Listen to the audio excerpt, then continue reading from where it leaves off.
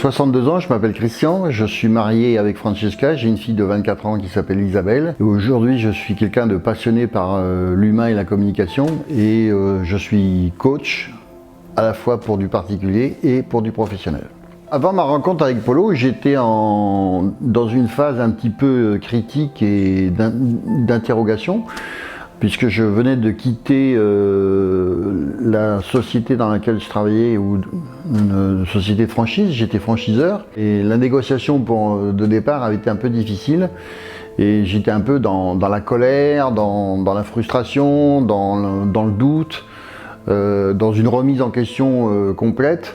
C'est vrai que la PNL m'a énormément apporté pour refixer mes objectifs, pour refixer, je veux dire, ma stratégie de vie et pour retrouver un sens, je veux dire, à l'action que j'allais mener. La PNL, j'en ai entendu parler il y a des années en arrière. On m'a donné des outils de PNL, notamment, tu sais, l'observation du regard des gens en fonction qu'ils regardent en haut à gauche ou en haut à droite, en bas. C'était plutôt considéré comme un outil de management à l'époque. Et puis, quand j'ai fait ma formation de coach, j'ai été amené à parler de PNL. Et là, j'ai pris conscience de la puissance de la PNL dans la communication et dans la relation aux autres. Et dans la gestion de ses émotions avec son environnement.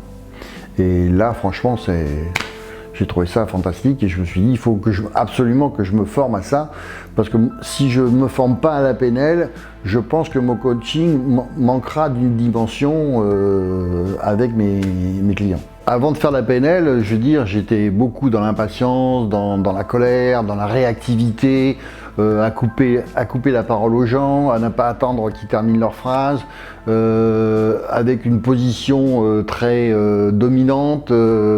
Et c'était très négatif pour l'échange, parce que j'étais pas du tout dans l'assertivité. Et forcément, je veux dire, le dialogue était faussé. Les notions en PNL qui ont impacté ma vie, c'est l'écoute active, d'accord ? Donc la communication avec l'autre, avec la boucle relationnelle, l'écoute active, la reformulation, enfin toutes ces techniques qu'on utilise en PNL, mais qui sont utilisées, que j'utilise aujourd'hui, hein, dans mes coachings, dans ma relation de tous les jours avec ma femme, avec ma fille, avec mes amis. Par rapport à mes relations avec ma fille et ma femme, je veux dire, il y avait un manque d'écoute totale de ma part. Et puis beaucoup de frustration pour elle, parce que le sentiment d'être pas entendu, d'être pas pris en considération, le sentiment de ne pas pouvoir s'exprimer correctement et de ne pas pouvoir, je veux dire, être écouté. C'est surtout ça. Quand j'ai rencontré Paul, je ne le connaissais pas du tout, et ce qui m'a énormément impressionné, c'est son professionnalisme. J'ai rarement vu dans ma vie, et pourtant Dieu sait si j'ai côtoyé des formateurs et des professionnels, j'ai rarement vu quelqu'un d'aussi investi dans son job, dans son boulot, et avec un tel professionnalisme. Une écoute impressionnante, et puis sa capacité à s'adapter à tout type de public, à tout type de personnes.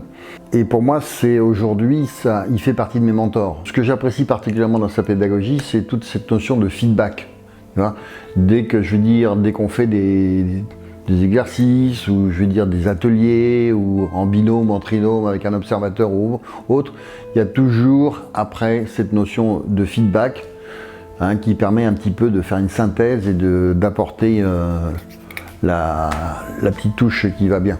Alors, il y a eu des déclics pendant la formation de Polo, des déclics importants, parce que je me suis rendu compte que, je veux dire, le fait d'attacher de l'importance aux gens, d'être dans l'attention aux gens, d'être dans la considération des gens, ça mettait tout de suite une autre dimension, ça élevait la dimension, le débat, et ça mettait tout de suite une autre dimension dans le dialogue. Une autre dimension qui me paraît aussi importante, c'est le ici maintenant, c'est-à-dire être dans la bonne intention à l'instant T et dans la bonne attention à l'autre. Si dans une communication, dans un échange ou un partage, si tu n'as pas la bonne intention et la bonne intention au moment où tu es dans le dialogue à l'autre, ton dialogue il va être tronqué. Et ça c'est plutôt un élément déterminant.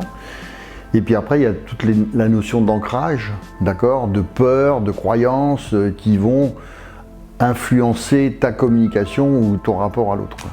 Aujourd'hui, grâce à ma formation de coach et de PNL et à ma pratique au quotidien, le stress, alors je ne vais pas dire que j'en ai plus, mais je veux dire ça s'est quand même beaucoup atténué, puisqu'aujourd'hui je travaille essentiellement à la qualité de ma vie de tous les jours. D'accord ? Ma relation aux autres a changé. Aujourd'hui, où j'ai le plus de gratification et le plus de gratitude, c'est dans le résultat que j'obtiens au travers de mes coachings et de mes accompagnements. D'accord ? Quand je vois ces gens, tu vois, qui arrivent, j'ai des clients qui arrivent, qui viennent de faire un burn-out, tu vois, qui sont vraiment au 36e dessous. Il faut les aider à se reconstruire, à retrouver une dynamique, une énergie, retrouver l'énergie qu'il faut pour qu'ils se mettent en action.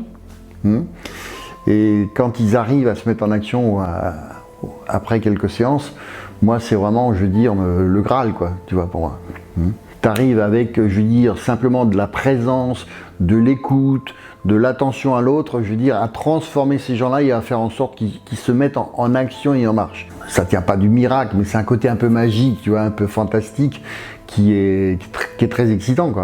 Aujourd'hui, je ne pourrais pas envisager mon métier de coach sans la PNL. Ça m'a aidé dans ma communication et c'est un axe de travail et de développement, notamment en entreprise. Parce que quand je coach des chefs d'entreprise sur des problématiques de management, de leadership ou d'organisation ou de confiance en soi, je m'aperçois très rapidement que souvent ces gens-là ne savent pas communiquer et qu'ils n'ont pas les bases, ils ne connaissent pas, ils ne maîtrisent pas les fondamentaux de la communication. Et la PNL, je veux dire, t'apporte plein d'outils en termes de communication, ne serait-ce que l'écoute active, la reformulation, les silences, la boucle relationnelle, plein de choses qui sont essentielles dans la communication. Dans les entreprises, quand il y a des problèmes de fonctionnement, tu peux être sûr qu'à l'origine, il y a souvent un problème de communication. Si j'avais un conseil à donner à quelqu'un, si tu veux un résultat positif, pose-toi les bonnes questions et agis en conséquence. Parce que souvent les gens ont des égos surdéveloppés et ils sont complètement sous la domination de leur ego, ou sont complètement dans le déni parce que bon, ça arrange tout le monde, c'est la zone de confort, donc on veut pas voir, on veut pas entendre, on veut pas dire les choses, et puis ben comme ça on est bien. C'est pas mal quand même comme situation, mais ça fait pas évoluer, d'accord ? Tu progresses pas dans ce type de situation.